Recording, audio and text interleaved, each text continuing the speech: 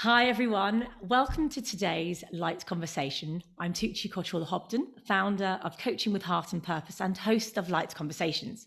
My beautiful guest today, Tania Castillo, author name TC Aeelah, is the founder of InPassion Coaching, an Isness Mentoring project through which she facilitates compassionate breath, providing a safe space for the reunion of human and divine.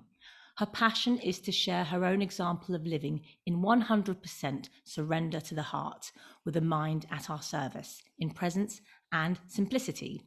She is a fully realized divine human, experiencing absolute freedom from the inside out, inspired, passionate, and grateful for each breath. Tania playfully calls herself a changeologist, which she coins as being a conscious explorer of the science of change. In her own words, "In my free time, I love to write, read, dance, cook, travel, bathe in the ocean, and enjoy nature. I am passionately grateful for life itself. Inspiration is what I am and what I share moment to moment." Tania is also an award-winning international inspirational speaker and author, and holds a degree in communication sciences. She's a postgraduate personal trainer specialized in health and fitness, which she did for 25 years. She was also an English teacher at Linda's School in Tomar, Portugal for 23 years, and head of communications as well as creative director at the same school. She is currently chairperson for All Ladies League Portugal, and Tania is also one of the hosts and speakers at the Higher Self Expo, where science meets spirituality, a 24-hour event running on the 17th and 18th of July. She is gifted at bringing clarity to even the darkest recesses of the human ego and supporting people in compassionately integrating all they are. Light and dark merged into the oneness of their pure essence. She calls this Divine Alchemy. Tania offers personalized retreats and workshops, individual Isness integration mentoring, and compassionate breath, group and individual sessions to all those wanting to go beyond the illusions of duality and live 100% heart-based, abundant, healthy, joyful, and peaceful life. Tania, I am so honored to have you on the show today. Welcome to Light Conversations. I am so honored to have been invited by you, Tucci. It's wonderful to be here. I'm loving the vibe, the softness, the smoothness of it. Thank you very Oh, much. thank you. And before we dive into the interview, I just want to ask you, where did you get the name Aeelah from? It's beautiful. It's an interesting question to start with, really. So, in 2010, so I started diving into my breath, using Mm. the breath as my only homecoming tool, so to speak. So, going beyond tools, Mhm. basically. Uh, Around 2008, I started my spiritual journey in 2004 with loads of different spiritual practices. Was super disciplined, did everything by the book, and became a teacher very fast, and was really dedicated. But in 2008, I came across a lady called Norma Delaney. She has passed away. She passed away last year, but she left a wonderful legacy, which is the breath, the compassionate breath. Mm. And so I started diving into that. And in a retreat I did with her called Master Mentoring, she introduced us to an exercise, which was okay, so now let's just breathe, breathe and stay in the silence within and hear the sound vibration, the frequency in sound of your soul. Mm. And so what came through for me was this sound, Aeelah, which then I wrote down in a way that I perceived could be written down for me. Of course, someone with a different background in another language would probably write it differently. So it is a sound vibration. So it's the sound of my soul. And Wow. every one of us has that particular sound. So then I chose it as my author name. So you have TC, which is my human Tania Castilho name in this incarnation, Yeah. and then Aeelah, my inspired isness. Ooh, wow, that's just gives me goosebumps, and that's amazing, beautiful. Wow, what a So I beautiful. invite, anyone who'd like to just do that and dive within and feel the sound, because when Mm, you feel that sound coming through, oh boy, it's just like, ah, yes, that's it. Yeah. yes, because we're all said to be born, aren't we, with our own sound, our own voice is unique to us. It's as unique as our iris or as our fingerprints. There So, you are. oh, I'm definitely going to give that a go later. I've not, yeah, not not thought of that, and I love. I thought it might be in, was it someone in the past, or is it freaks? But no, this is unique to your soul and the sound of your voice. Yeah. And I'm guessing music and melody and sounds are really important to you.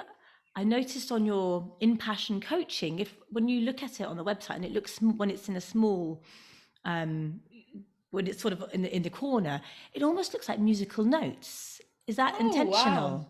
No. Oh, okay. Beautiful. Great. No, no, Yeah, no. they do. Yeah. Yeah. You know, everything in the universe, be it physical or non-physical, is about sound. Mm. All the frequencies have sound, and then in the sound there is the silence as well. So the silence itself is a frequency beyond audible sound, but I feel it as a sound in itself that is so powerfully silent that it just lets everything else out. And then you are in that profound vibrational sound of nothingness, basically. Mm. Yes. Oh my goodness. Wow. We could really go so much into this. I'm already so excited. Yeah, sound is really something that very love. I'm a Kundalini yoga teacher as well as a coach. Mm. So sound and mantra is stuff we talk about and use a lot, and the vibrations Mm. of sound is so. But rather than going down that route, I wanted to kind of ask you around. I love how you put at the beginning of your bio that. Being a divine human. The other day I was having a conversation, also, it was a live conversation with a friend, Louisa. And I was considering now, what would you call someone that is really, really walking the talk? So someone that is really living this that I call embodied realization. This that is being the embodiment of the soul self Mm. that then comes through the human. So the human not being attached to any specific personality trait, to having to be this way or that way or anything, and shaping and shifting moment to moment from the soul. Mm. So, and I call it divine human, but really everyone is a divine human. The only thing is some remember and others don't. So there can be a new name that we create, which is Mhm. to define someone that is really living this 100% surrender. That for me, really, the choice in any situation, whatever it is intuition 100% of the time. So whenever I need to decide whatever, I never go to look for the solution in what I think about it. Mhm. I let go of any idea I have about it and feel it in my heart. Mm. So if my heart is completely at peace, then that's it. And there you are. I ask no more questions. I don't ask questions. I just go that way. And then I find out what it is that answer is bringing me, that route, that path, that whatever has been brought. The thing is, when imagine I have three choices and all of them bring are peaceful in my heart. So that's when I say, okay, well, whatever, I'll choose one. Yeah, that's when you've got to make one choice. That happens too.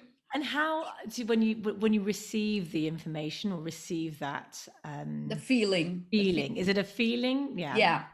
It's a Yeah. feeling-based thing. So really, I live a feeling-based life. It's not an emotional feeling, not emotional based. It's the feeling. That's why I say it's heart-centric in the sense that I consider the heart the brain of the soul. Yeah. So the heart is fed by what I allow to flow from my soul, which then informs the mind what it's supposed to do. So my thinking process is a bit strange. Well, it's strange, different from what it used to be years ago. So that's why I say it's strange. But now it's becoming normal for me. But it's strange for the usual normal kind of thinking process. Yeah. And it's because we're so used to this kind of head brain duality, this kind of yes, no, right, wrong. Right. It's always the polar, isn't it? And that's kind of what has taken over, I guess, over our evolution. You know, we started off with maybe, you know, we look at our other neurological centers, the gut, you know, there's a neurological center there, the heart, and we've got the head, and we're so into our heads, aren't we? And but like you say, that heart neurological center, it's so, you know, powerful. And to step into super that. powerful. I mean, it creates ripples. It creates and affects everything around us when it's allowed to really be open to just that sensing, and you flow and follow it, then you really don't feel any blockage of any sort, because you're just flowing through it. And so it's just moment to moment. And for listeners or viewers who might have find it challenging sometimes to step into their heart, is there any tips you would be able to give them to maybe open it up? I really recommend always and only the simplicity of breathing fully. So it's not a technique in this breathing, it's just coming back to the primordial breath, which is a breath that is deep, it's soft, and it's open. So in a sense, like when we are inhaling and exhaling through the nose, which is natural, unless we have an illness or some sort of a problem with our nose, we will be breathing through the nose. So it's a natural breath through the nose, which when it comes in, the whole body receives it. So the belly expands just because it's a natural thing, not because we're forcing the belly to expand because we know it's good for us. That would be then a mental thing. And so here it's just when we inhale, realizing whether the breath is stuck up here, being okay with that. So not wanting to force ourselves beyond what we are capable in that moment, but also sitting with ourselves and with our breath long enough for it to be able to create that softness in the diaphragm that then opens up the belly. And then basically you feel like when you inhale, it's all of your pores inhaling. And when you exhale, it's the whole body. So it becomes a whole body breath. Not necessarily a technique, it's an allowing of life, basically. So then you come into a space of silence there. And when you put it like that, I almost had this, I visioned it's like a musical instrument almost. The body is an instrument. Yeah. Yeah, it is, really. Yeah. And if That's we allow it. that sound to cut, that non-sound, it's a breath. Because if you focus on the breath, you will just feel it and listen to its sound. And so there need be no effort to quieten the mind, even because you can't do that. I mean, everyone knows this. There's no point. Especially now in Mercury retrograde. It will shut up of its own accord when we are not feeding it with attention. So if you come into that attention on the breath and how it's coming into the body and how you are receiving it or rejecting it or whatever, if you come into that feeling, that sensing, the mind is left idle.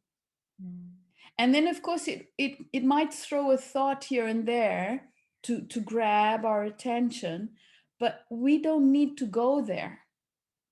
So it's really becoming responsible and accountable for where we are placing our attention. So the breath is so complete. It has every single necessary thing to get us out of confusion and into stability and peace and safety within. Yeah. Oh, yes. Beautiful. That's absolutely true, isn't it? I know I was in the corporate world for 18 years. I worked in advertising. Oh, wow. That was it was a time I had to go through, and it's definitely a time that I've learnt a lot about myself. It was an experience. It was certainly an experience, yes. And I left that world a couple of years ago, and I realized, I think I was in a yoga class. This is before I even came into Kundalini yoga. I just thought Kundalini was a little bit odd at the time. And I was in there, and I remember being told to breathe, are you breathing through your belly? I went, no, because I was doing the reversal paradoxical breathing, the chest. And so I was inhaling and my tummy would go in, because as a child, I think I was told so much, hold your tummy in, Yeah. It's, we to be beautiful and to be all of these things. Yeah. And we unlearn so much, don't we? And as a child, if you ask my 6-year-old son to breathe, he does it, pushes the belly out on the inhale. Absolutely not. Or a baby, look at the babies, Exactly. There you are. That's why I say it's the primordial. It's just coming back to the natural sense of the breath. That's all. It's so simple. And yet it can be so complex if people get stuck in the mind of how to get there, how to do it, It's a conundrum to me why this thing of a flat belly is so relevant. Because if you all across media space and people go to the gym and me being from fitness field, so that's even why is there such a fixation with having a flat belly? I really ask the question because we have come through different cultural phases in humanity, and that little feminine belly used to be considered sensual and beautiful. Yeah. And somewhere along the line, the flat abs, 6-pack abs, started to be considered beautiful for women as well.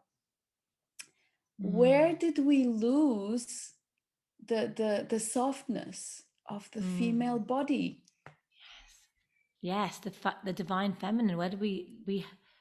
And it's interesting you say that, actually, because yes, we lost that feminine in the body, but I also find I suffered from burnout in the corporate world. So that's one of the reasons I left. I actually my body was totally away from my baseline of ease and to dis-ease.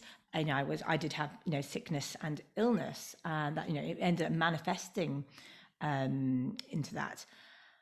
And I look at the corporate world and how the expectancy or the what is expected of people, and that divine feminine seems to be kind of pulled away from us. And actually, I believe that is what causes burnout in people. Because we are not acting in any way. It's all the masculine qualities are coming through. Yeah. That's so true. Yeah. And like you say, in the fitness world, you were in fitness for many years, weren't you? 25. Yeah. And oddly enough, it's interesting because, of course, I learned all of the necessary rules, and I was actually doing workshops all the time and learning more and more throughout all of those years. I was very intent on being an excellent professional. And so, of course, we learn um, all of these needs to be healthy. Like, to be healthy, you have to do this and this and that, eat this way, exercise that way, and so on and so forth. And one interesting thing I noticed, because it goes through a span of 25 years, is that what one year was being professed as the bee's knees, like the best thing possible, the following year then was debunked, or 2 years or 3 years later. And then there was something else that was good. And the exercises that were said to be bad for you a few years earlier then would be good for you. And this would go on in cycles, like even the different kinds of diets. And then this person would come and say that, like now we've got all of this diet fad with eating fatty diets, and then between eating meaty and fatty, or eating only vegan or juicy or whatever. There are all these different diet fads, and all of them want to debunk each other, like, this is the truth and this is how it works. And in exercise it's the same thing. But what I observed across all of those years was that I just had to find what made sense to me and work in that way, because there was no possibility of finding cohesion within the fitness industry. So there are these techniques and those techniques and those and those and those and those, and some contradict each other, others complete each other. And the same thing happens in nutrition. And then it's about us finding our own way. So what happened? So I stopped teaching fitness some years ago. The last thing I stopped with was aqua gym, because I really loved that. But I only loved it when I started going inside the water as well with people, because when I was standing outside jumping and perspiring, it didn't make much sense. But then I also left that, and not that it's good or bad. I just I did so much of it that I came to burnout, just like you.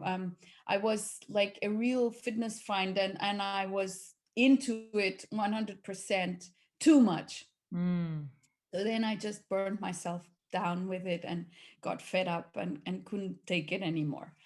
But I kept on exercising regularly for myself. And one moment I started feeling this invitation from my feeling, my essence, my soul, like, okay, so now let's just stop everything. And when I get these, it's always, sometimes there's these really crazy invitations, like, really off the scales jump. Yeah. And I'm sure you've had those. And and of course, if I'm saying that I really I walk my talk, I can't be saying this works and not do it. So, okay. So when I get one of those invitations, okay, jump, I do it. And so I got this, okay, so let's just stop exercising. And the funny thing was that I noticed that before, when I stopped for some days, I would notice more joint pain. And I would associate that with the fact that I needed to exercise because it's good for the body, otherwise the joints will ache.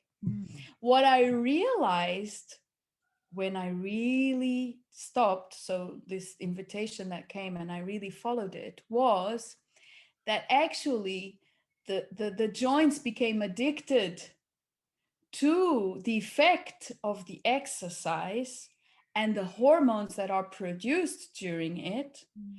And after a short while, all of the joint pains went away and my body was painless.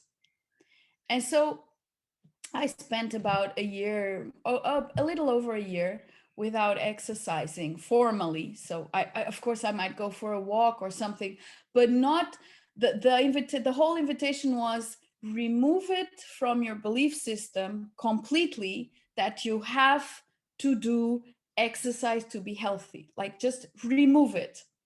And I'm like, okay, one more belief going down the drain. I will do that. And I did. And Wow, the that's a funny big one. thing is, it was challenging, especially with my background, Ah. you see, because I mean, I had been learning all of these things. And the thing is, I did not become unhealthy. My body wasn't aching at all. And I felt wonderful. And I was like, gosh. And then I realized that most of the reason was to wean my body off any addiction it might have on cortisol. Mm-hmm. So all of the rest of any adrenaline, cortisol addiction, physical addiction, out. Take it all out so that we can go deeper into peace.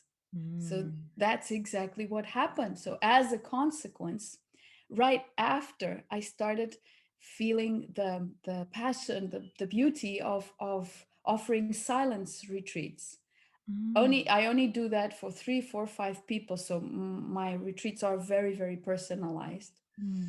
So during those retreats, basically, I hold that space of silence because I'm in it, and share the breath. So people just do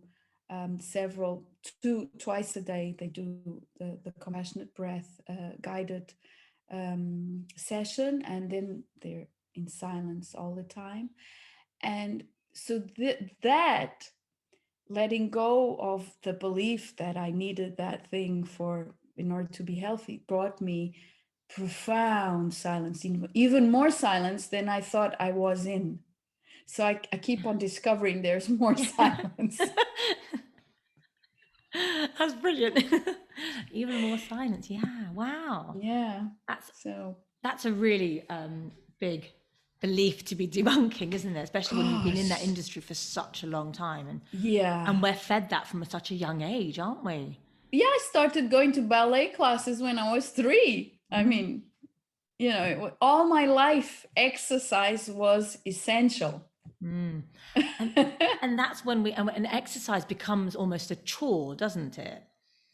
And that's when that resistance piece occurs, and we're like, oh, I've got to go to the gym, or got to do this. But then you do it because if you don't, you ache, or you believe you feel unhealthy. Yes, so that's the belief.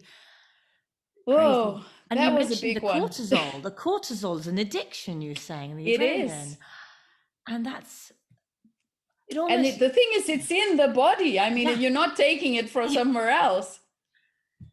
And when you remove that, it's almost like your channels are open.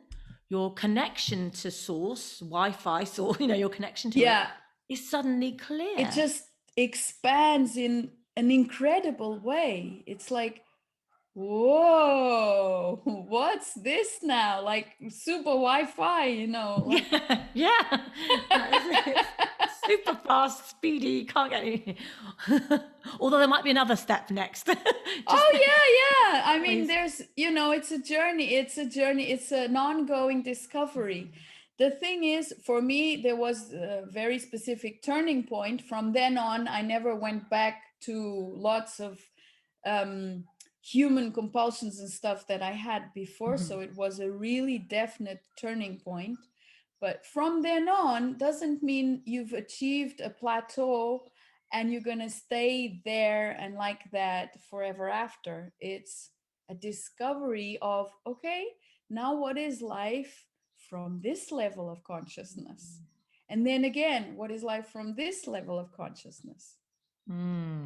Yes, continuous expansion and over growth. And over. Yeah. Well, that's incredible. And was that, so would you say that was around the time of your experience of your divine humanness or isness, as you call it, isn't it? Yeah. Well, so I started experience it more and more when I started inviting what I call the aspects of personality back home from this and every other lifetime. So I was bold enough to say, okay, every single one of you come back home. Of course, fortunately, I didn't know what that really meant. Because then it was really tsunami wave upon tsunami wave of all sorts of things to accept.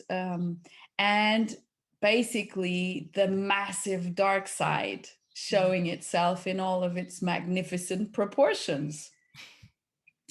And so all of the things, because I've been on earth for quite a while, so all of the experiences, the most gory ones and the most beautiful ones, so both, because in a sense when we are not connected to our compassion, we are disconnected both from the gory and from the beautiful, because we don't accept, oh wow, was that me? Because the ego doesn't allow, oh no, I can't have been that grand.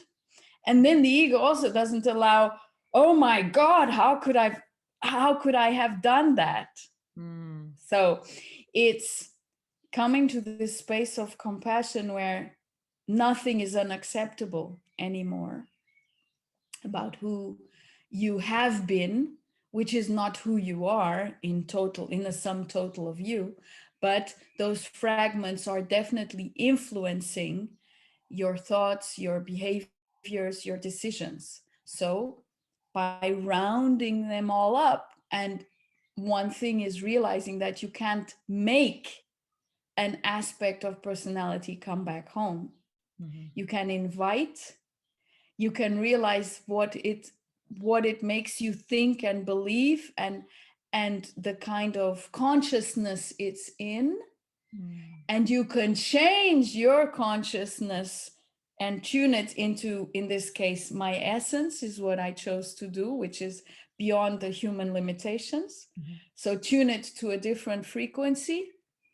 And only when you're real will that aspect say, okay, you don't need me anymore, I'm coming back home. Because really aspects of personality are just there in place, created by us, obviously, to protect us, to help us deal with life. I mean, with the situations that come up, with everything. So that started, and then I was aware of my isness, but I wasn't fully integrated with all of these humongous experiences of duality, right? And then there came a point where I was getting tired, because it was constantly more and more and more and more and more. And I just said, I really saw the games, and I looked them in the eye and said, look, I am not staying here in this incarnation for these games to go on. I am here for something else. So I'm not available for these games anymore. And a few weeks later, was in 2013, I had this massive, now I can say it must have been a Kundalini rising of massive proportions, because it was like a near-death experience as well, because in that moment, it was an explosion so big inside of me that I was inside and outside at the same time. And my mind just went completely blank. There was void, complete silence. And in that silence, an indescribable joy of realization that I am all of this, and we are all this, and this is one. The oneness, really, the feminine and masculine, the human and divine, etc., all just collapsing into one. But it started with this this terror creeping up on me in the middle of the night. And at that moment, I looked at it and I said, I'm not going anywhere. I'm here. I'm not afraid of you anymore. And then, boom, the whole collapse happened.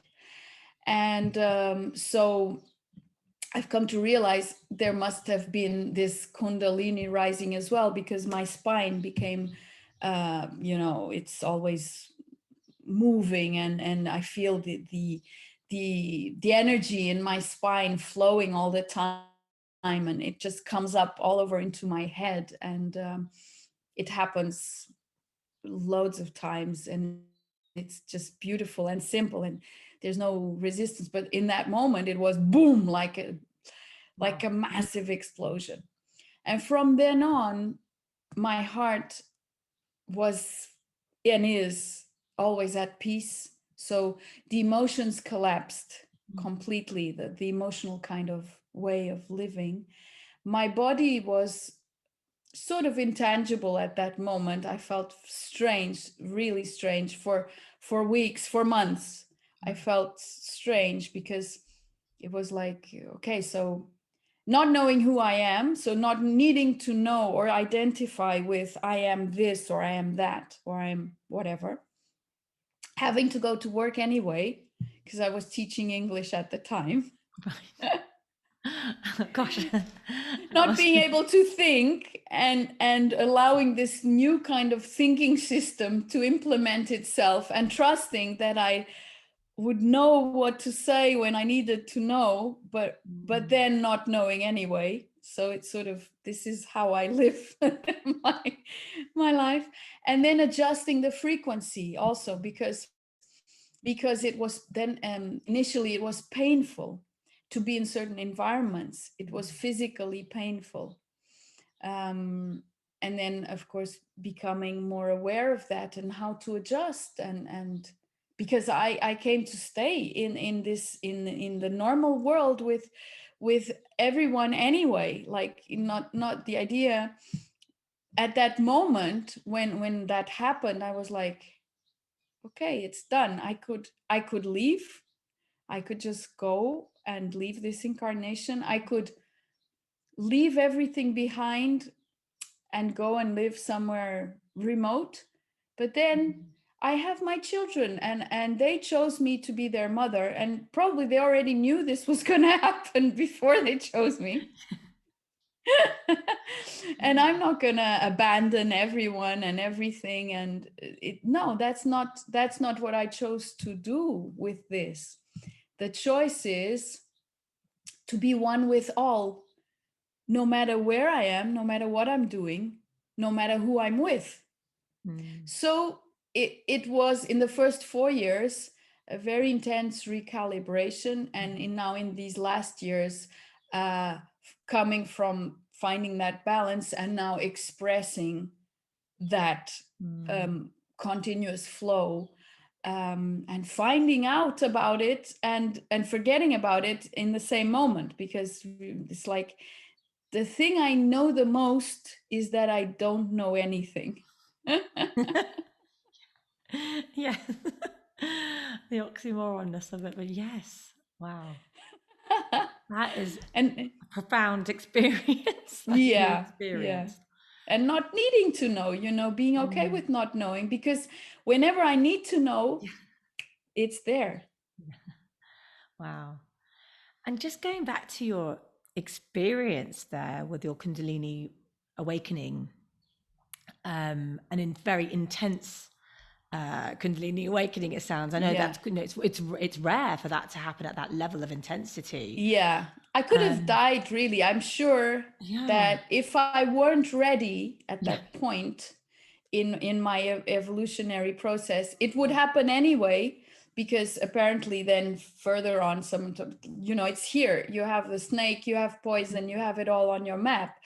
I could have gone crazy. I could have died. I could have become terribly ill. But because and then I knew why I had been on a marathon, because from 2004 to 2013, I was nonstop on my integration journey. Like every single day I was very disciplined. Then I realized why, after like years after, I said, yeah, now if I hadn't been ready, it would have been the end of me. Well, you were on that journey already, and had you not had that journey, whoa, you would have, it could have been very, very, very different. But so that journey was preparing you for that moment. Exactly. So it was all really prepared, but as a human, and as you know, we have free will. And I could have been stubborn enough to say no at every bend and not go that way, because we can do that. Yes. Yep. That's what makes it hard. Yes. Many times we say no to things and go, no, I'm not going to go that way. Nope. But eventually it will come around going, are you ready yet? And when you are, that's it. And so you said it happened at night. This was an experience in the middle of the night for you, was it? Yeah. Gosh. And wow, I'm so glad you accepted. You said yes. Yeah, me too. Have you here, and you shared this amazing story with us. I'm happy I accepted. Yeah, because I realize the responsibility it is that we do have to keep accountable all the time. And even after that experience, I realized the accountability, because I know of many people that have massive Kundalini awakenings and that, and then a few years later they're back in the rat race and in the normal kind of far from the expanded consciousness they touched in that moment, because it does require, okay, this is where I choose to be, and keep on choosing that and keep on staying there, because the world is full of so many distractions that it's so easy to just go along with them. Yes. It's so easy to do, isn't it? Instead of being. It is. I work with dragon energy as well. And I know that, and one of the dragons, it's like, you are human doings, not beings. And I love that. It's like, yeah, beings. And it's that reminder of, I can't remember the name, Dr. Swami. He talks about the oscillation between doing and being we need to come to, that do. But it's the like balance. The balance of it. But, and I know I was completely 100% guilty of all of this. It was just. Me too. Yeah. And we know, what happens. Yeah. But the funny thing is, when you try and explain to people how the being works, and I'd love to go into this with you a little bit more, if you will, is when you step into that area of being, or that level of being, how I think it's what you said in one of your previous conversations, how busyness keeps you stuck. So maybe if you can expand on that, how can we, help people to be more and not worry about the busyness? The busyness is not going to get you anywhere.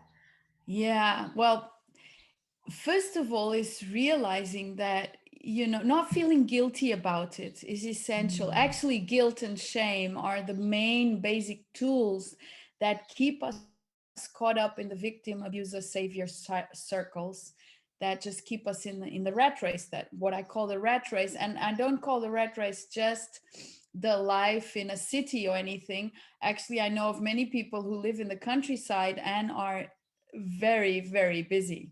So it's not about city life or evolved countries or stuff like that. It's not about that. Really, it's about being separate. And so what happens is our the whole system is built in a way that it's supposed to be, so that we can live this duality, so that we can live ourselves in reverse, so we can live what we are not. And so it's just all okay. I mean, that's the way it is. There's no point getting angry at it, getting frustrated, feeling that we're, somehow we're you're dumb or not good enough or something like that, and that's not for me. I'm never gonna be able to achieve this or that. It's not an achievement. It's an allowing. It's really an allowing. So first of all, being clear that it's a mass consciousness thing to live in the doing and not in the being, because that's part of living the duality. But on the other hand, when one starts to have these inner callings, so everyone has inner callings now and then, some are louder than others, some callings are louder than others, and some people listen to them and others don't. But everyone has inner callings. But people who are in survival mode, who are worried about what they're going to eat and where they're going to have shelter, of course, do not have space in their lives to listen to the inner calling, because the basic needs are not being met. And therefore, that person is experiencing a level of duality, which is still too painful to allow that person to just relax a little bit, enough to realize that maybe through their higher wisdom, they can find a way through that ordeal. But even people in very dire situations can. And there are numerous stories of people who have come from very humble backgrounds and lived really hard lives and flourished. So they were listening to something that the others weren't. And it's just the way it is. It's not because they're better and the others are worse. So also the need to compare is a terrible thing to keep people stuck. Yeah. And that's what keeps people in the doing, really, is comparing the having, basically, through the doing.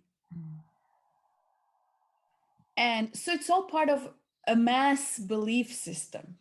So the first thing to do is, okay, how far am I engaged in these beliefs and what am I gaining from them? No one stays in a certain pattern without return, meaning that everyone gains something from being in a certain condition or in a certain state of consciousness. And it might be hard to accept, and that's where, of course, the ego comes into play. Hard to accept that, you know, for example, by being a victim, you are earning a lot of energy. And how is that serving you? Realizing, you know, it's serving you because you're getting the energy that you think you don't have. And so you're getting it from somewhere else. It's much easier to believe we're a victim than to realize we're an abuser. But just in noticing this, we realize, wait a minute, the victim is abusing by retrieving the energy from somewhere else. So it's all the same thing. There's no two things. It's two sides of the same thing. So realizing these things, what is the person gaining by staying in that belief system that keeps them enslaved to the clock and to money or to things, to having? Right. Then sometimes I ask, okay, now imagine you are a multimillionaire, you have everything you need. What would you drop from your life right now? And of course, the person would then answer, but I'm not a multimillionaire, so I have to keep on doing this and this and this. No, wait a minute. Please bear with me. If you were, what would you drop? Because in fact, we all are. Because when we surrender to our beingness, the beingness itself has all of the knowing of how to get what we need for our sustenance, for our well-being, be it physical, be it mental, be it spiritual. So our essence will show us the simple way to get through all of our obstacles. And I had this very clearly in my life. For instance, at a time I created 250,000 euros in debt. And when I was going through that, it came to a point where it was such a burden that I just said, okay, I have no idea how to get myself out of this. Show me. And the first thing my soul started showing me was this question: fight against or cooperate with? And this question kept on showing up each time I felt a rage, an anger against what was in my life at that moment. So if I felt frustrated and angry that why is this like this? Why do I have to be living these things? Why are things always going wrong, etc., etc.? I used to be in this a lot. And the question used to come: fight against or cooperate with? And of course, I realized I was always fighting against something in order to survive, in order to protect myself, because I perceived myself to not be safe. So this goes down again to when a person doesn't have the basic needs met, feels unsafe, and therefore cannot stop enough in order to realize that it's not only the doing that is going to get them out of that extreme poverty, and then as I started surrendering and say, okay, I'm cooperating. I choose to cooperate. So choosing to cooperate was listening to my intuition's guidance. And so even when I was having to pay credit cards with each other, so because they were all topped up, and so then I paid one and then took the money from that one to pay the other one, and just crazy stuff like Russian roulette. Even then, when each time I had to go to the bank almost every day, it was just a crazy life. And my soul, my essence would tell me, shh, it's okay, it's all taken care of. And as hard as that seemed to believe at that time, because it was hurting pretty bad, it was hurting when I fought, but it stopped hurting when I cooperated. I would choose to cooperate and trust. Okay, so I mean, if this wisdom inside of me is saying that this is all solved, that I can't see it at this moment, but all of this is solved and I am debt free, the only thing I can do is believe it. And it was not wishful thinking, because it actually came to happen. So then we tend to sort of think, oh, I'm just daydreaming. This is wishful thinking. This is not possible, and so on. And we start believing in our own stuck possibilities instead of realizing that there's so much more that we don't know. And another thing my soul kept on showing me whenever I felt I was being pulled back by the weight of all of this was, so imagine being in my center, being in your center, and the path behind you crumbles completely. So you can't go back. And you're just there on that little patch right there. And there's no path in front of you. But your soul invites you to step forward, and you do. And then you step on firm ground. And as soon as you take your foot, the other foot, to step again from the back, that disappears and firm ground shows up. So it's basically coming into realizing that your past is no longer allowed to determine your present moment. It is integrated in the present moment and healed in the present moment, but that does not mean it is allowed to influence your present moment or determine it. And then the future is completely unknown, but you trust so fully that it is safe that when you step, you have firm ground. And the more you practice this in real life with whatever situations, the more you realize there is no reason not to trust. So this is going from doing to being, really. I love that. Thank you. I love it. Oh my goodness, so many little things in there, nuggets. That almost sounds like that is pure forgiveness. I feel like pure forgiveness. You've let go that energy that holds us to keep us safe, doesn't it? Yeah. And then as soon as you forgive that. You forgive that. You forgive that. Yeah. And it's like, I forgive that. I ever had that judgment or that, and that trust stepping forward. It's all because what you sounded like when you were talking about your experience with the credit cards, you were still taking action.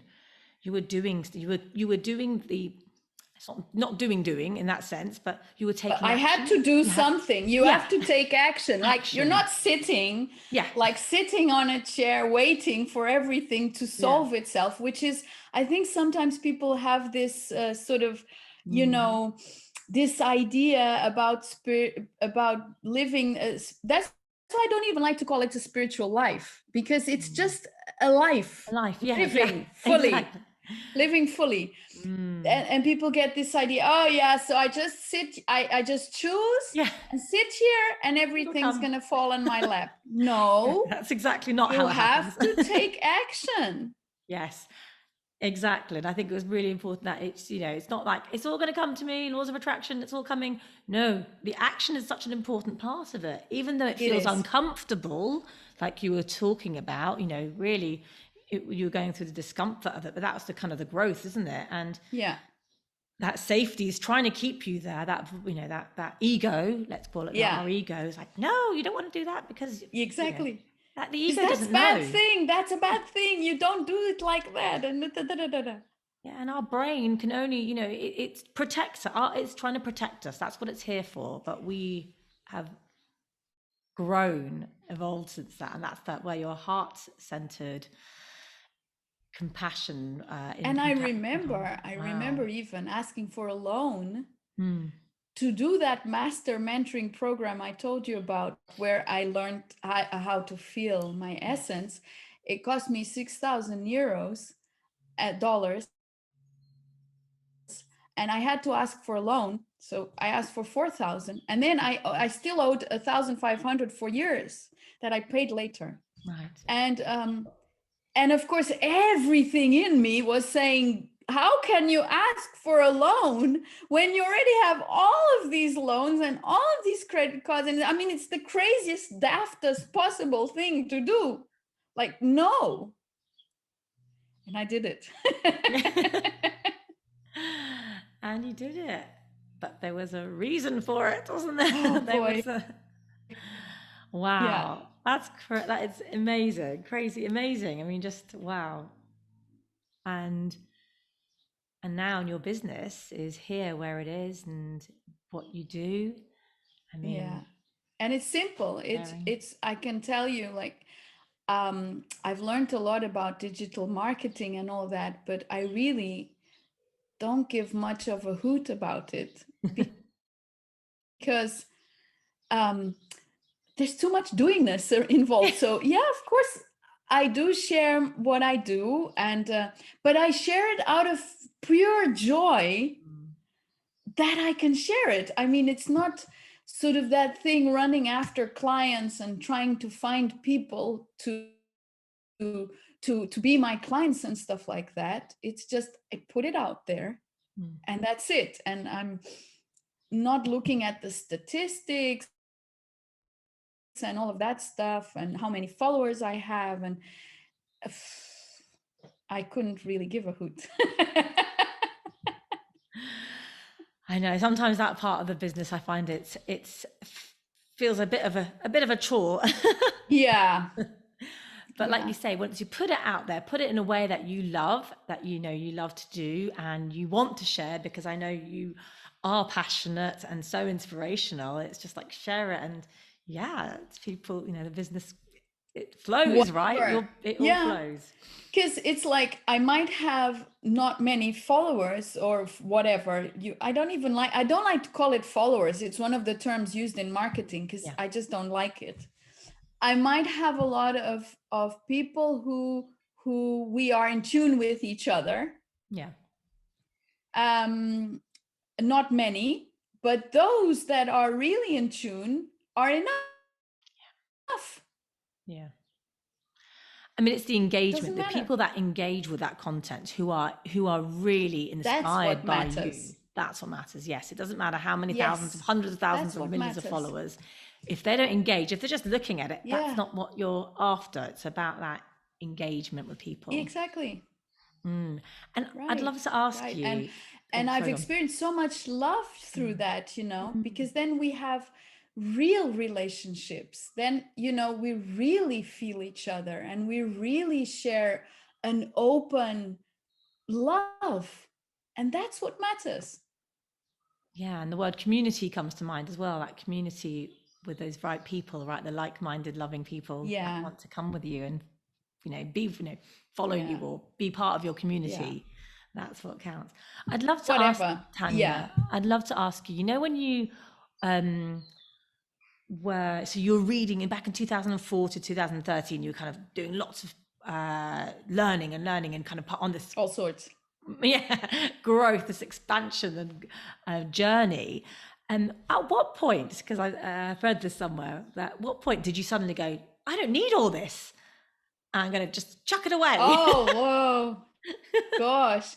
So that was more or less when I started the just breathing, breathing and because the first time I came across Norma Delaney through a friend who imparted a workshop, Placidia, about the breath. And that was the very first time I listened to Norma speaking about compassion and about fears and about just allowing the soul to love you.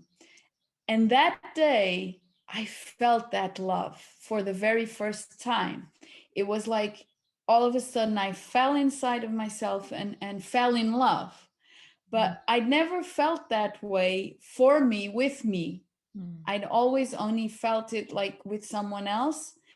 And then I realized, oh boy, this is here. Wow. So that connection with soul happened in that moment. Then of course there's a lot of noise coming from all the aspects, and that sometimes covered it up, but it was that connection that came, that said, okay, the breath will now be my guru, basically. And so then I started after some weeks and said, okay, so now what if you could just trust so much that you can gather all of your manuals and get them into a bag and put them in the recycling bin.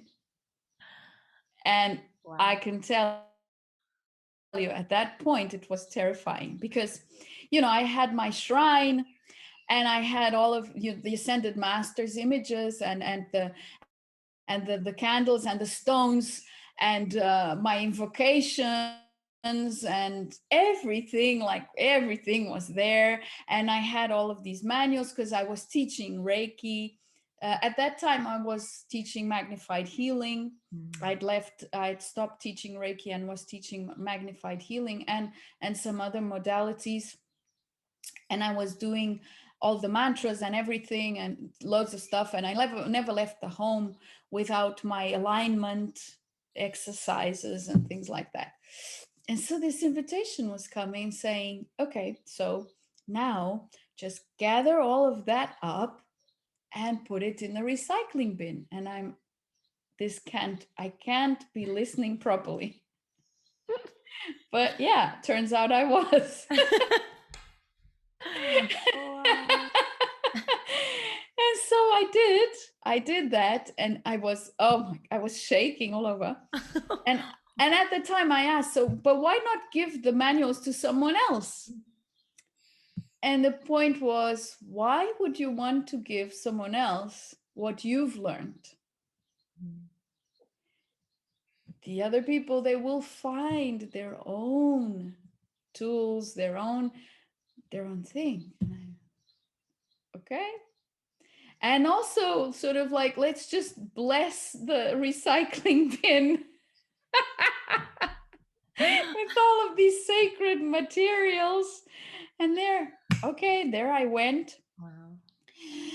And then I took a deep breath and I was like, now I'm naked, now I'm naked. Because then I was supposed to not invoke, not do any mantras, not do any alignments, not use any of it again. And then I realized that I had all of these crutches that I had been depending on, believing that they were more powerful than what my soul wanted to show me. So that was the beginning of my love affair, really, with my soul, of because through soul, which is connected to spirit, which is the I am. So it's basically all aligned. So I'm not here creating the definition specifics of whatever. So here I'm calling soul to the wholeness, to the one who's been coming to this life experience and to all of the others I've ever had in any galaxy. So soul was inviting me to step beyond the need for anything external, because through soul I could connect. So all of the wisdom that is the joint pool of everything we've ever been in existence is accessible to us, to every single one of us, through that connection. So it was really, okay, step into trust. And so I did, and that's where the love affair really began. Wow. Yeah, amazing. That is. And important thing is, the practices weren't bad things. It's not, I didn't release them because they're wrong or because they shouldn't have been there or whatever. No, it's the contrary. The practices themselves led to the point where I had to let them go. It's like the scaffolding now has to go. Yeah. That's it. I guess as well, if we look at our children, we guide them through certain ages, and then at some point we do have to let them go on their own. And this is like, just like children, we have to let. And I love how you said it's how your soul also said to you, you can't. It's not for anyone else. They've got their own path. They've got to learn it their own way. And that's so true. It's like we all have such our own ways of doing things, our own ways of learning, and all our gifts and our, what we bring to the world is just, it's unique to us. It is. It is. And it is very unique. And so the point when we share these things or share our path is not because someone else is intended to follow those steps, is first of all sharing it is possible. That's the one and main thing. Yes, it is possible to live in this way and that way and that way and that way and that way. And it is possible to integrate divine into any regular human life. And secondly, is because we all have elements that are connected to each other. And the language of the soul is the same across any kind of borders. So the language is always what connects us. I kind of look at it as you've got let's call it the oversoul. Yeah. And then we're like the computer, the laptop screen, right? We're the laptops, and then we're all individual facets of it, of the soul, individuations of that soul. And we have that connection that comes through in our super speedy fiber optic broadband connection that you have, and you know that maybe mine is a little bit slower. But we have some of us are on dial-up still. So, and it's fine-tuning each moment. You know, there's no sort of it doesn't stop once you start tuning it. It's on the way. It's always on the way. And I'm telling you, I keep on discovering, gosh, you know, how much wisdom is there out there. It's just incredible. And it's not out there, it's here. I mean, it's here. It feels like it's out there, but actually it's in here. And I think Mary Magdalene was very put it really beautifully. She was all about the soul, the conversation, the stepping inside your heart and that chamber and listening to those whispers, and her teachings. Yeah, you know, she was incredible. Yeah. And that's a very hard time also. Women particularly, you know, there's no coincidence. She was kind of wiped out, erased from a lot of those of the last 2,000 years. The scriptures. I think they only found how many copies? 6 of the scriptures. They were all, and I think out of all of them, 16 pages were still completely ripped out. No one knows what those 16 pages. It's still a mystery. Although we deep down inside, we will know. We do know. It's finding that. So you are a host and speaker at a wonderful 24-hour broadcast event, right? Coming up in July. I think it's the 17th and 18th of July. And it's the Higher Self Expo, where spirituality meets science. Where science meets spirituality. Science meets spirituality, wrong way around. And that's hosted by Zane Daniel, who I've had on the show before, who is wonderful and amazing. Yes. And so, tell me about this 2-day event that's coming up. So Zane Daniel got in touch with me through Karen Swain, who is from Australia, because he had this intuition, this inspiration to do a 24-hour event. So he's been doing the Higher Self Expo for the past year. This is going to be the 4th edition. Each edition has had a theme. This one is where science meets spirituality. And so for this time, he had this idea to create a 24-hour stream around the world. Cool. So it's going to start in the US, and then it goes on to Australia, and then it comes to Europe, Portugal, where I am a co-host together with Rui Vasquez.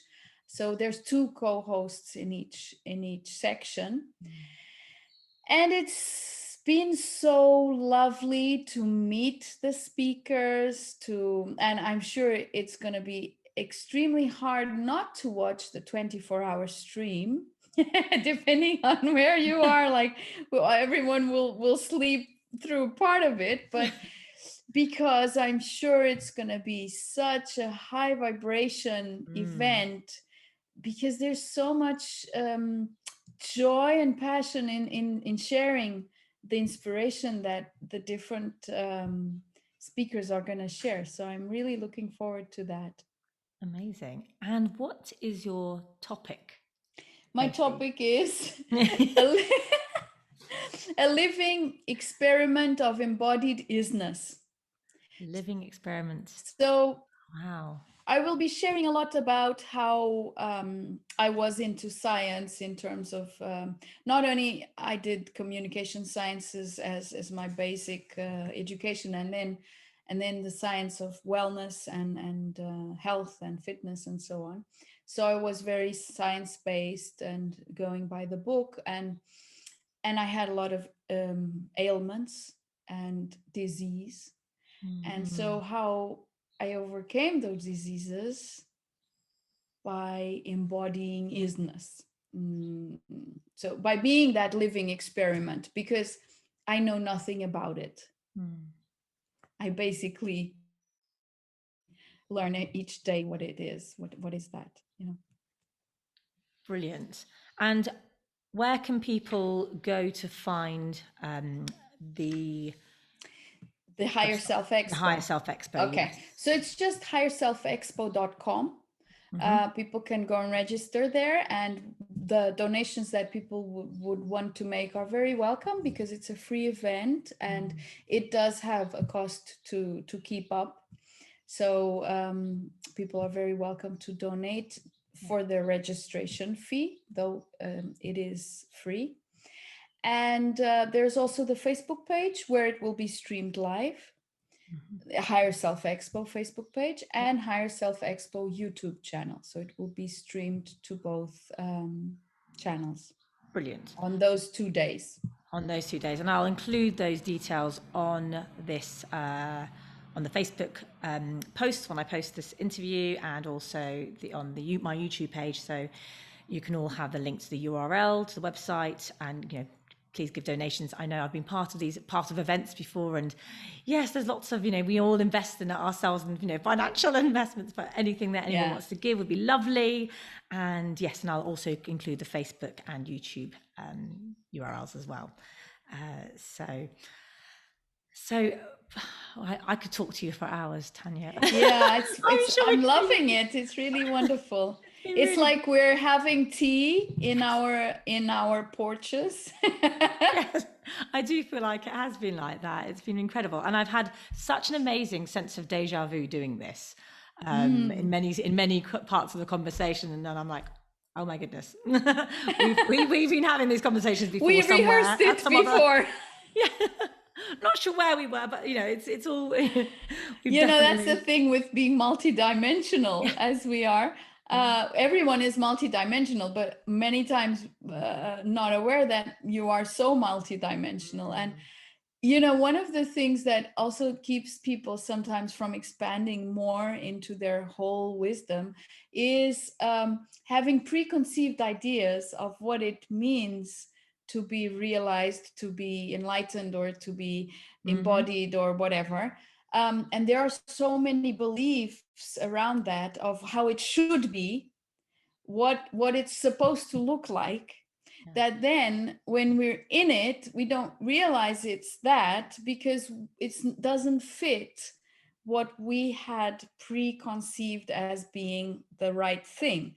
And one thing is, for instance, so you really become omnipotent, omnipresent, and so, but not in the way our mind thinks it is.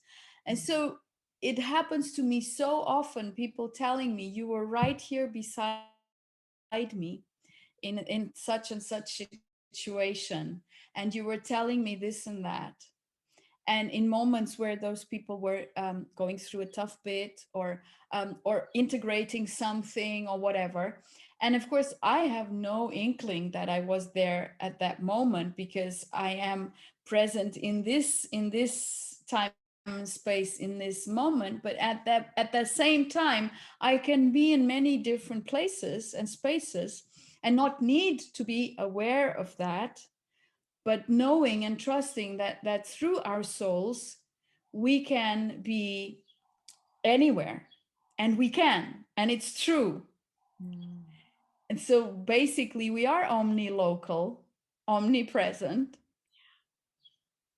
but it just doesn't fit what we thought was the real way. Like, we could cross walls and stuff, and maybe one day we can, because it's just a question of quantum physics and tweaking some sort of thing there, because there's much more space than matter in any physical body.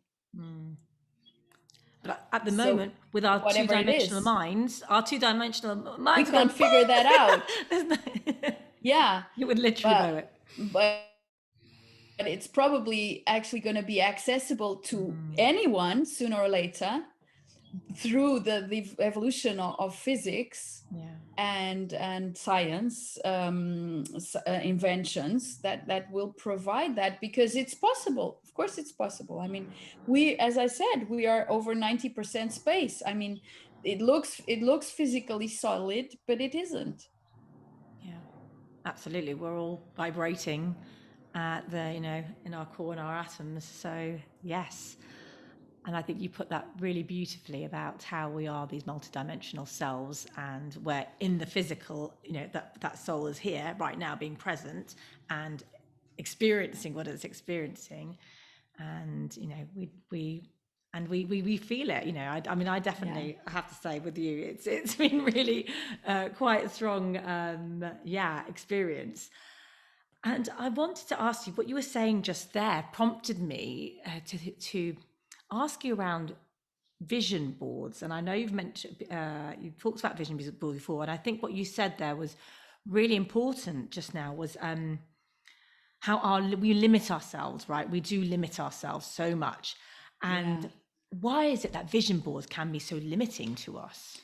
Well, yeah, I really have that. And I have that opinion. It's not an opinion, it's an experience of realizing, because when I started learning about manifestation and it was sort of like the law of attraction and stuff like that. And okay, so creating a vision board and having a very clear idea of exactly what you want to manifest and writing it down or drawing it or having pictures, images, photos, and so on. And that will then make it happen and collapse into this tangible reality.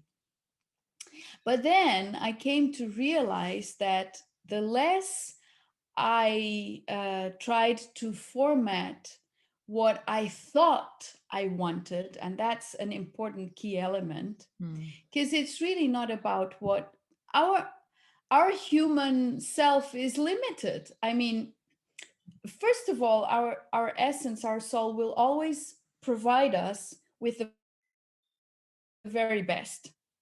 So there's no point needing to want for more, because if you allow, you'll have more than anything you ever could imagine. So, for instance, it happened to me at a point where the first time I realized, no, vision, I'm not going to do this anymore. And the new moon is coming up, and people usually write intentions for the new moon, and these things, intentions. And so one thing is using conscious choice in an open way, in the sense, like, for instance, I chose to live in balance, in peace, in simplicity, in ease, flow, grace, love, harmony. That's one thing. So in choosing freedom, really, I didn't know what I was up for, but in choosing freedom, all sorts of things had to align in my life. So things had to go out and other things had to come in. Things had to be dissolved, etc., for me to be able to live that choice. But in choosing that, I'm absolutely sure that everything that manifests is fabulous. Because I mean, what could not be in that choice of that wholeness?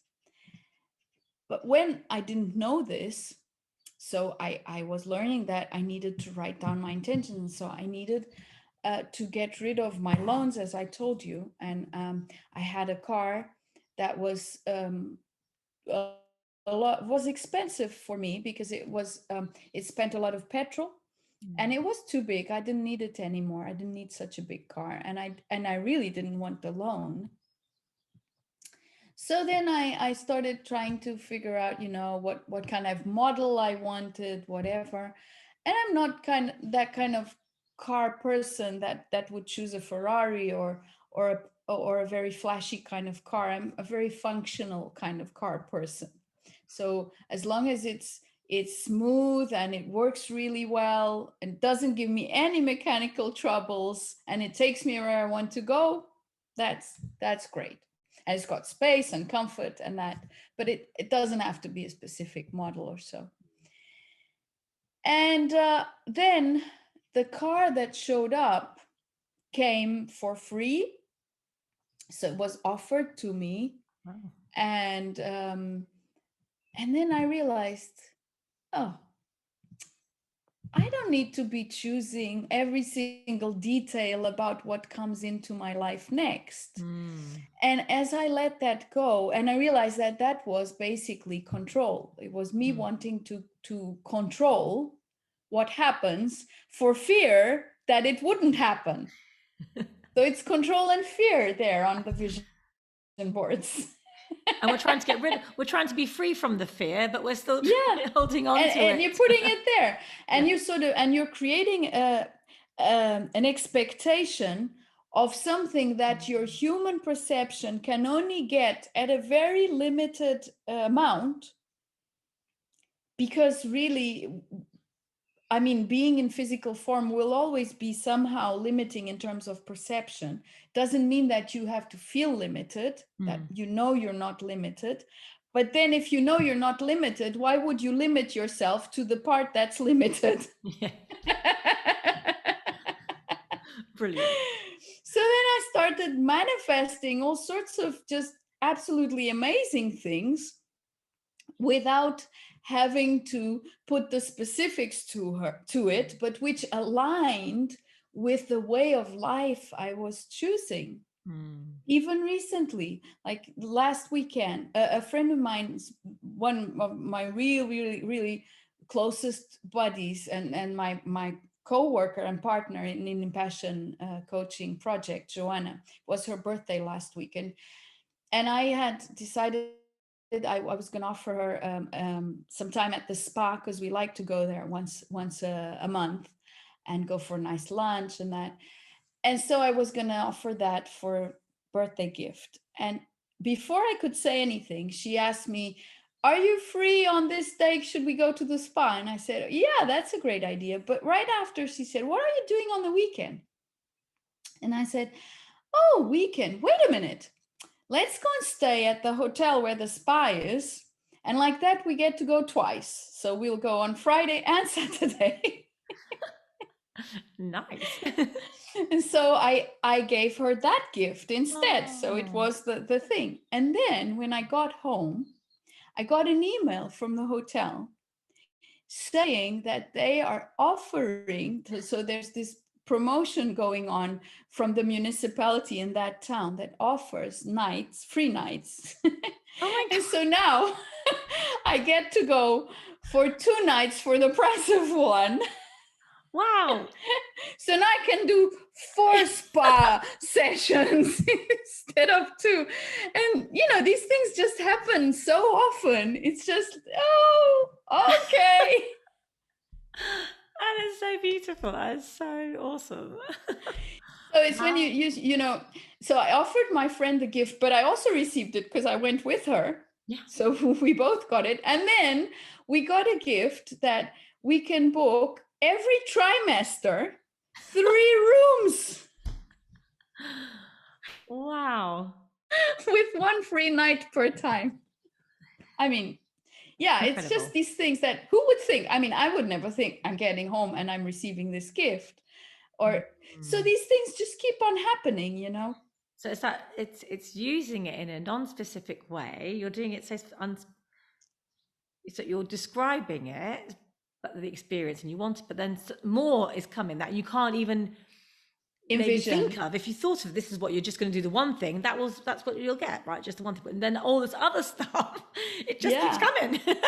And it happens. I had this in February. I'd bought a voucher for a week with 50% discount on a Black Friday thing. And but then the COVID confinement came in February. And it was in January here in Portugal, and I had booked for February. And so I contacted the line, and I said, could we change the dates, because I mean, I can't travel these dates because there's this issue. And they said, "Oh, but you'll lose the promotion." So I said, "Oh yeah, okay, so I'll leave it." And so I left it on those dates. Week later, I received an email from the marketing manager apologizing profusely because that place where I booked for was closing down in February for repairs. And so they were offering me a deluxe room, so an upgrade, in another of their facilities for any date I choose. Oh. Amazing. Plus an extra free night. Wow. So you see, I didn't do anything about it then because they told me, no, you'll lose the promotion. So I said, okay, so I just trust that the solution is not this one and it will come my way. Sure enough, a week later, boom. And that's it. That's, you know, it just keeps on happening. And that's where amazing. And that's where your element of trust, what you were talking about earlier, comes in. Really, that deep sense of trust that no. And your soul says, it's not the right time. Leave it.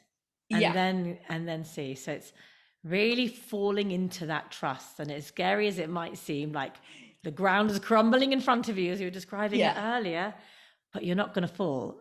Behind you. So you can't go back. You can't go back, but you've got to go forward. No way. Even if it's covered, there's mist covering your path. You can't really see it. You've got to trust it. The front, there's no path really. In front, there's no path. Just no path. You just got to go. Step out into the open and trust. Yes. Yeah. My soul is quite a daredevil. I definitely see that. It definitely doesn't want to hold you back, which is amazing. It's like jump. Yeah, no, that's awesome. I love that, and I love all the hotels as well. You've got this, especially with the hotel and spa manifestation going on. When lockdown's over, I'm coming over to Portugal. Please do. You're very welcome. So that's where it's from doing to being, because in my life, I have a very clear choice to give myself the time to remain in this peaceful knowingness of my isness all the time. So that is what I have to offer. But I cannot have that to offer if I don't give myself also the time to step back and to just enjoy. So I have many moments where I'm just enjoying being here, where I'm not necessarily doing anything specific, but in not doing anything specific, I'm maintaining my frequency, and I'm maintaining my Wi-Fi system working in prime condition, because I'm giving myself that pleasure, that joy of being alive. And really, if anyone that has found this and masters, I've repeated this along the time, it's the joy of being alive. It's the joy of embracing life with gratitude that makes the difference. And it's true. But if you're always busy working and producing something, there's not that moment where you can stop and just behold and wow, this is bliss. To be in bliss, you have to create the moments for that, allow that space for it to be there. So that's why most people never even can imagine being in bliss, because there's too much occupation. Yes. Lots of occupation, lots of distraction, isn't there? Yeah. And it's not like you're not a person that does a lot, because I read your bio. Yeah. I read your bio, and we know that Tania does incredible. You do amazing stuff. You've written a lot of books. Yeah. And if we could talk about your books a little bit, I'd love to. I know your latest book is The Soul Songs, The Melody Within. And although I think you wrote that book previously, hadn't you? And now that's you re-released that. And viewers, you can buy Tania's books on Amazon, but also she has lots of free ebooks on her website. Yeah, and this particular book is not available in physical form on Amazon because it's full color, and Amazon charges very high prices for full color books with over 200 pages. Okay. So that book, people have to order it from me. So it is on my website. The digital version is on Amazon Kindle, but the physical book, anywhere in the world, people have to order, and I will very gladly and gratefully send it, autographed or not. Brilliant. And it's a beautiful looking book. If you could share maybe a couple of images. I will. There's a beautiful story around this book. There is. There again. You see, there again. There again. It's these manifestations that happen not because I've chosen a specific pathway of how to get there. And I could never imagine this pathway in this way. So for instance, this book I wrote in between 2010 and 12. And so that's the soul songs. The new version. The first version was this. So this was made by me. Okay. And this was made professionally. Wow. Yeah. Wow. It's beautiful. And inside, I'll show you the difference. For instance, here, let's see. For instance, Soul Song 3, which says, let me see, if you knew you are an angel, would you be or would you worry? Would you freeze or would you flow? Would you fight or would you fly? So the soul songs are these small little poems from our soul to us. Gorgeous. Reminding us. And then it's got the, this is the previous one, okay? The one that looks like, that I did on Word. And so each day is an invitation. So this is from my diary. And for years, I used to ask my soul first thing in the morning, what is your invitation for today? What should we do? How are we going to experience the day? What would you like to experience here now? And for instance, day 3 says silence. Stay with me in this deep silence of us, was the invitation of my soul for that day. And so then I share, oh boy, now that's an invitation to reckon with. I said to her, do you know how much work I have today? How many activities I have to get through today? Of course, she knew. She is me and I am her. So, and then I go on sharing how I lived the invitations. Beautiful. But now look, so Song 3 in the new version. So here it is. That's what it looks like. Wow. That is beautiful. So you see, it's a far cry from what it was. And very colorful. Even the separations between the chapters are very beautiful. Gorgeous. That's the first one. So vibrant. Yes. Wow. Really beautiful. So the soul songs are this, and I've got them in cards, which is also something I wanted. Ooh. And so this is the new soul songs. And the cards, where are the cards? It's the same as the soul songs in the book, but a person can just, grab one. Gorgeous. And take nice. one, like sort of a daily guidance thing, a daily reading, a daily. 17, it says, if you knew you are an angel, would you love and accept, or would you fight and reject? So basically in the morning, you remember, wait a minute, today I will, whatever you choose, because each one. And use and remind yourself throughout the day. Beautiful. And are they the same illustrations on the cards as they are on each soul song? And so what happens is these photos are mine, are still my photos, as they were in the original, the other book. Yeah. But of course they have been treated, they have been rearranged. Right. Okay. So the photos are still my photos, but now professionally worked on. So this book, as I said, came out in 2012, and I did it. So I'm not a designer. I'm just curious, and I wrote it, and I wanted to get it out. So at the time, I was in all of that debt thing, and so I didn't have money to pay someone to design it and all that. So I just did it and got it out there. But then in 2014 or so, I decided I'm not going to print anymore because I want it redesigned. But I just left it because I was at the moment getting I don't know, I was getting other stuff designed. Because then I've got Be Love, which has also been redesigned. So it's a book about love. And this one has illustrations from gorgeous. me. So I've always been creating this and that and the other. Anyway, I know which one I was doing at the moment. That was Vice Versa, which was being designed by a proper designer. It's a very beautiful book. Wow. And it's from my blog. So this was published in 2013. Okay. And sort of each page is a thing in itself.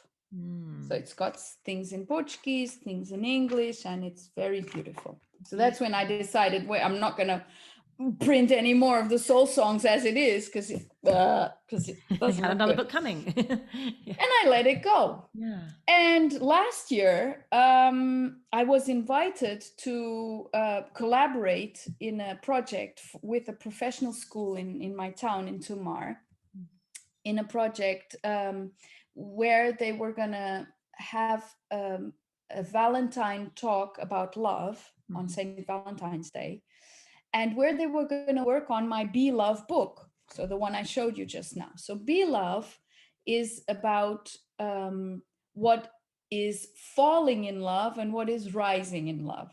So basically it's about, I call them the 7 love killers, which are possessiveness, need, dependence, attachment, jealousy, guilt, conditional love, and then falling into vulnerability and facing life and death. And then it goes on and on.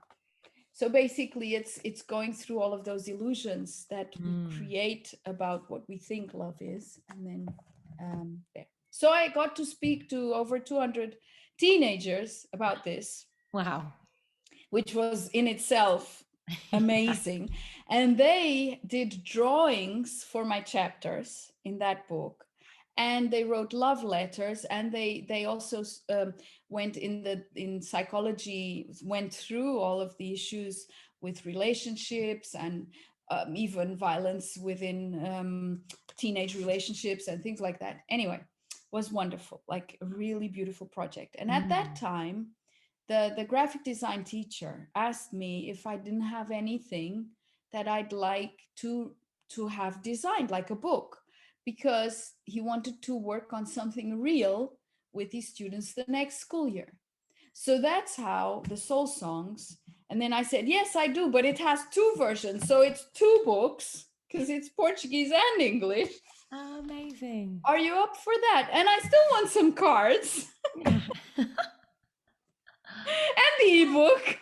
So basically they've produced 6 different things through this school learning. So it was within the actual subject in the 3rd year, which is 12th grade. They did all of this work around my book. Wow. So I got this, amazing gift, which I could never have imagined or envisioned if I had started writing a vision board. Yeah, for sure. You're never in your wildest, your dreams with that. That is incredible. That is so beautiful. And the Be Love got to be redesigned, because I also did the first version in Word and that, and got to be redesigned because there's this friend of mine. So this is what it looks like now. It's got poems and photos as well and all that. So this one is also professionally designed. So we made an exchange. So she worked with me, and I'm doing integration and that for a year, and did my Portuguese and English new version of Be Love. Wow. That's amazing. These things just, the soul brings you win-win situations 100% of the time, where the giving and the receiving are in complete balance, and where there is more, like more for everyone. Basically, it's just this beautiful dance. It feels like that dance that you're the gift that they're giving you, they're receiving from you, the students. What a gift to them that they've got all this to work on, and they received the book now, because I offered them the book and the cards, each one of them. I gave it to them as a gift. And I mean, they can read it or not, but that's not my thing. But already their name is in a book. Yeah, wow. And they can share it with people, and more people can benefit from this and, you know, enjoy it. So there's always so much more, you know. If I had just gone off and paid a designer to do this, it would be so limited. That gets me thinking about my book when I eventually write my book, and I was like, oh, I can't think about it now. I'm not putting it on a vision board anyway. That's for sure. I've got another one here. This one was an event we organized called Women Dreamweavers. Oh wow! Which was an event where we gathered women to come and talk about a dream that they've made true, and how it happened, what were the challenges, what are the perks, and what it's like to now be living the dream. This was in 2018, and we asked them to send us an article of what they shared in their speech. Yeah. And 25 of them did send in the article. And we wrote a newsletter for 9 months with these, leading up to another conference. Anyway, we had that material there. When we were organizing the big conference, so this was leading up to a big international conference, the university that was pairing up with us to support us in this project with different educational tidbits, they asked, you know, we've got a master's degree in editorial design. Do you happen to have anything you would like to see edited once again? And I said, yes. And so we gave them the texts, and it was sort of like context amongst the students to see who had the best design. And then they designed, so it's bilingual. Oh wow! So, but these are just, you know, everyday women sharing their stories. Wow. And so it's a beautiful creation. But the beautiful thing is then that school, the university, offered to print the books for us. So it was supposed to be 200 copies, but then there was a mistake at the printer, and they printed 245 copies. And the whole thing is because we decided that this book would be a fundraiser. So the book has been out there for 12 euros, but we don't earn that money. We are giving it to microloan foundations.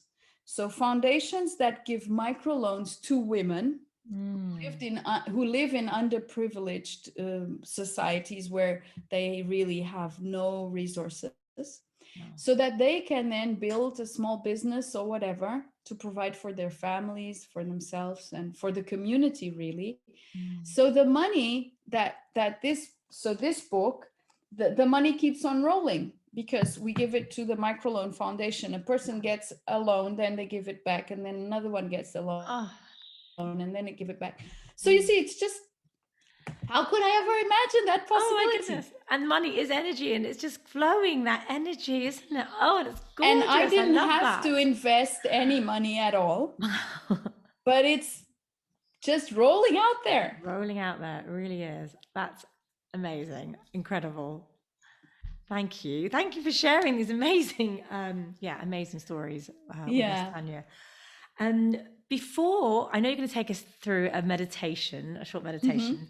I just wanted to ask you if you had any other words of wisdom or, you wanted to share with the listeners or viewers.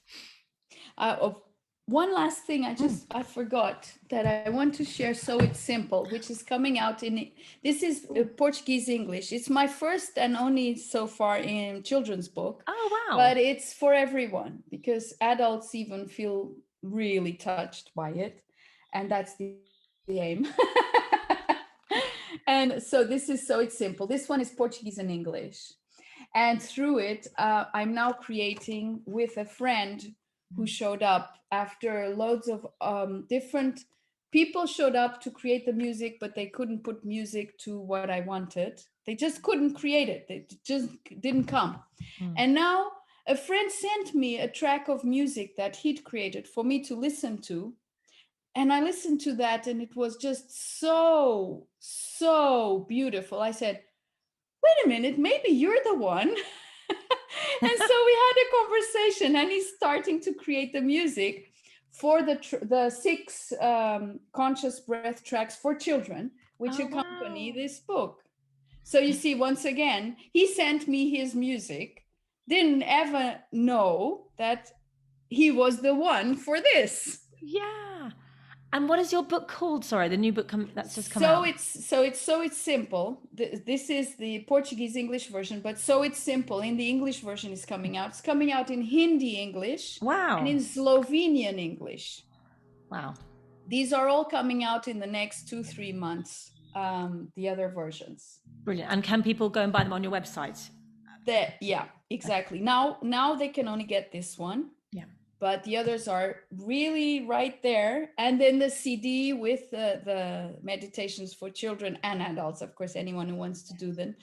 And the audiobook in English and in Portuguese. And so this guy just shows up, we have a lot of conversations, and he sends me his music, and turns out he's the one.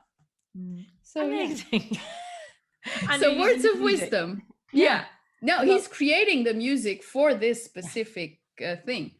So words of wisdom that I could share right now is, if you have felt those callings, those nudges that come and say, go that way. It's very silent, really. The nudges from the soul, the reason why they don't get heard is because they're very quiet and non-invasive.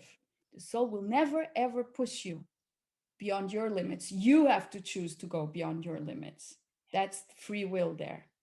Soul will never impose, will never make you feel bad because you didn't, will never push you in a way that is intrusive or invasive.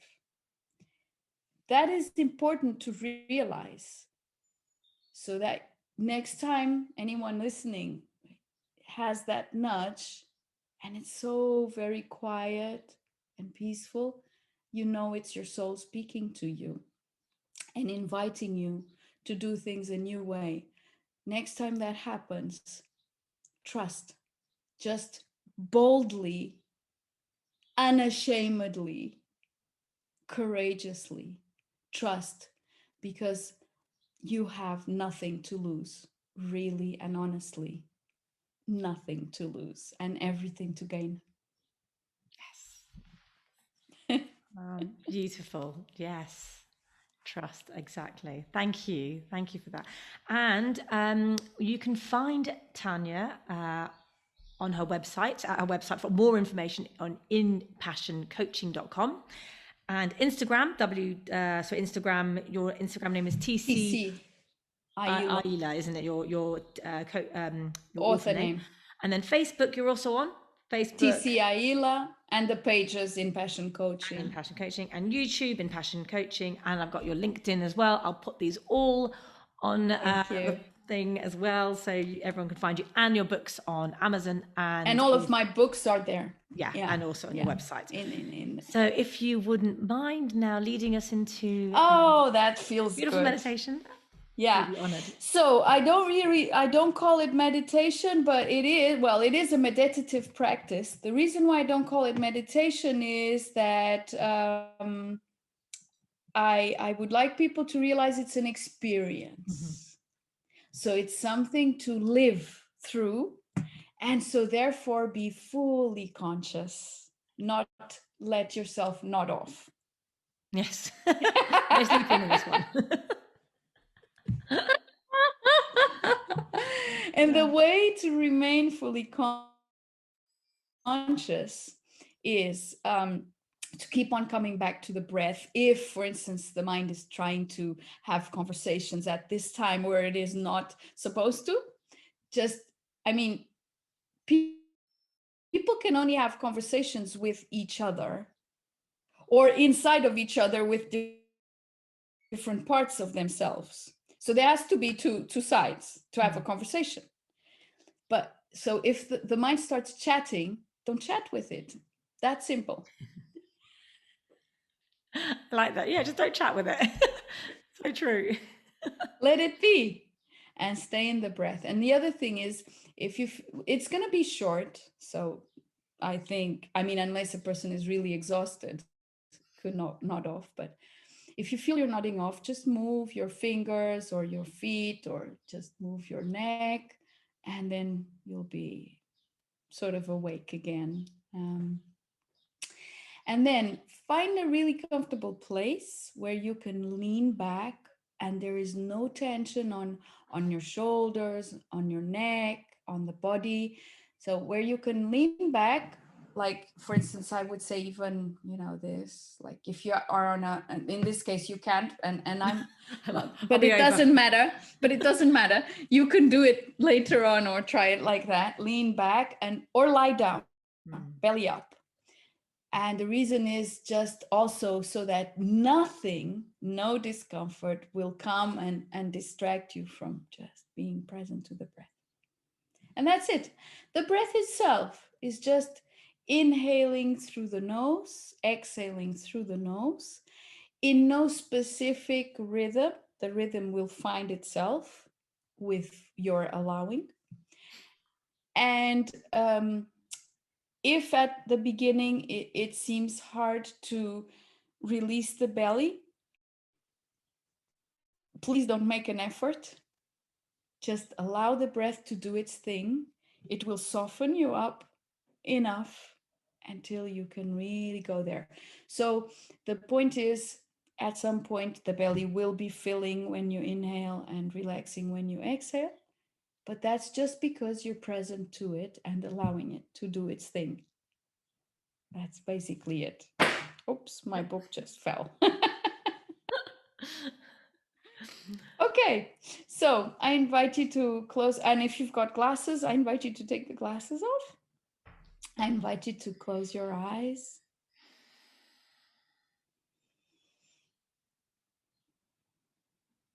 And to inhale through your nose. And then again, whenever you're ready, exhale through your nose.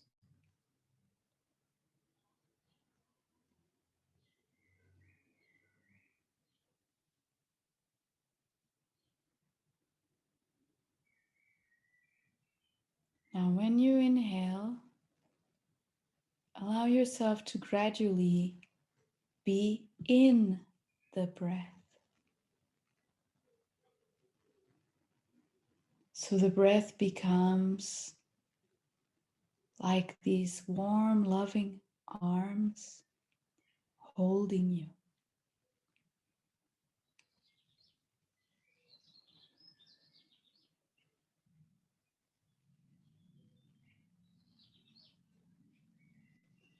Allow that warmth to come into the body, to fill your belly.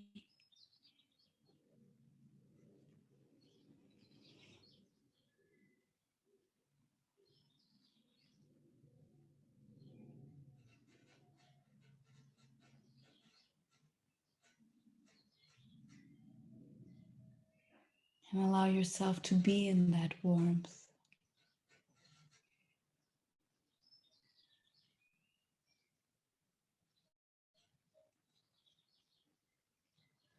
Inhale fully, but with no effort.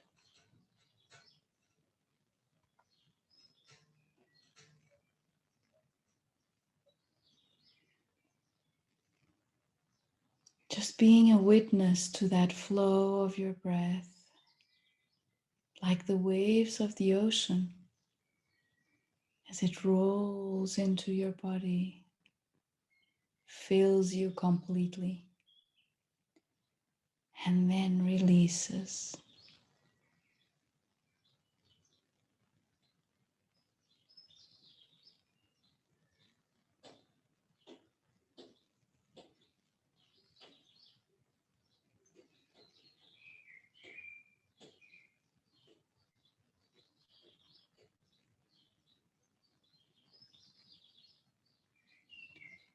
If you feel any tensions, any discomforts, just keep on breathing, remaining focused on the breath. being aware of yourself, even being aware of any thoughts, but not engaging in them.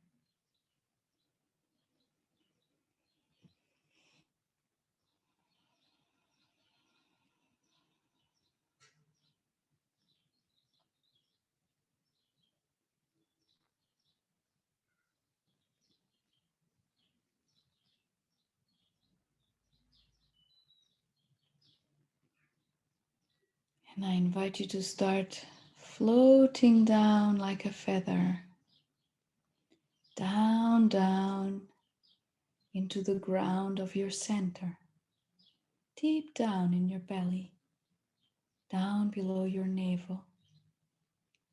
That is your gravity center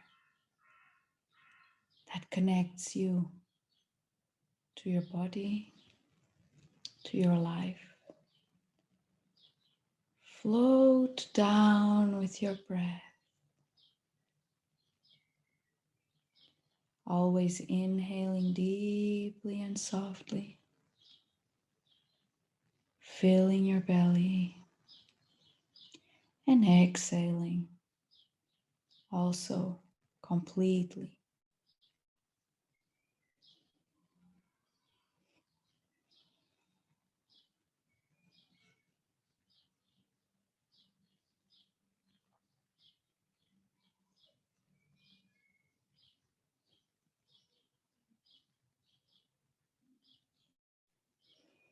And now the force of your breath converges.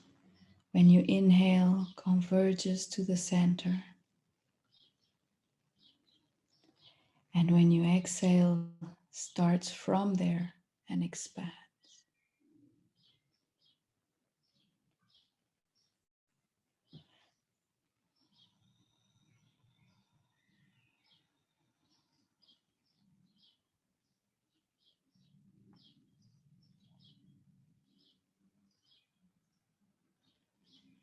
This is your point of presence.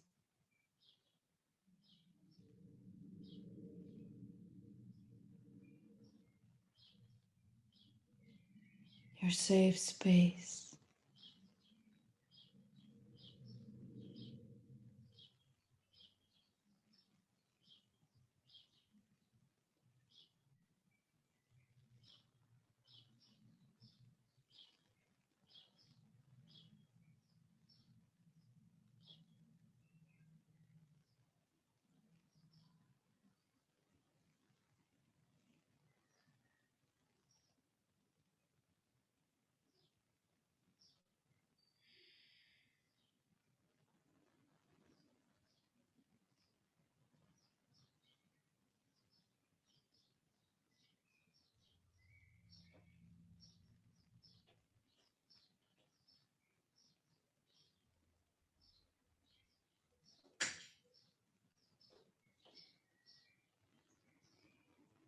Just be present to your presence as you breathe and stay.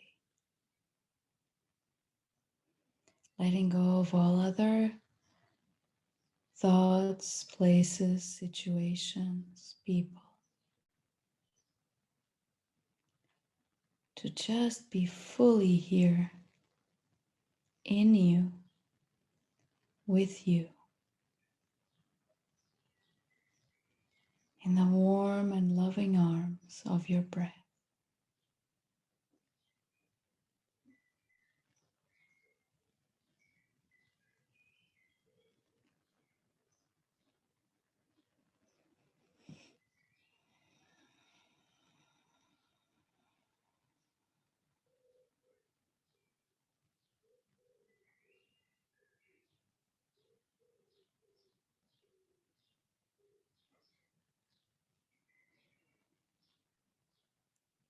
And now, if you'd like to choose, how would you like to live the rest of your day? What do you feel would be appropriate for you today?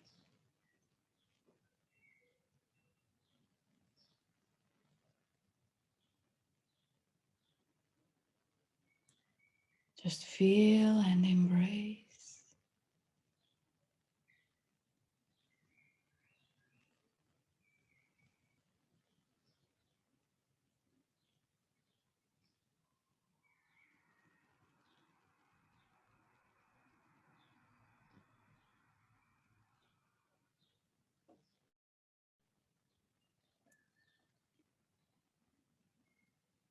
And now gradually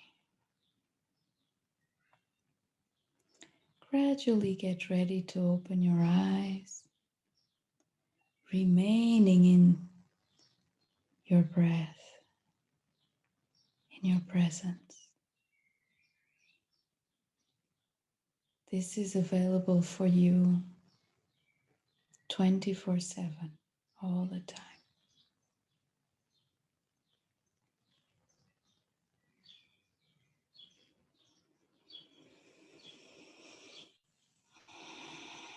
So in your own time,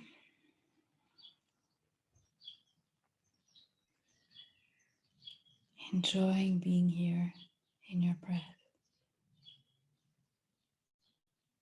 You can open your eyes whenever you choose.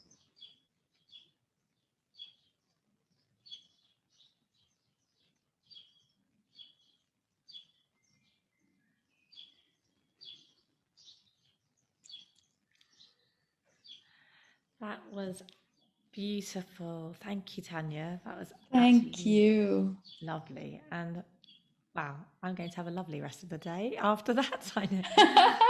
Good, good, Thank you. good. Yeah, gosh. And as we come to the end of our interview, I'm going to crank it up a little bit just to say goodbye. But thank you for such an incredible light conversation today. I loved it. Shared so much. You.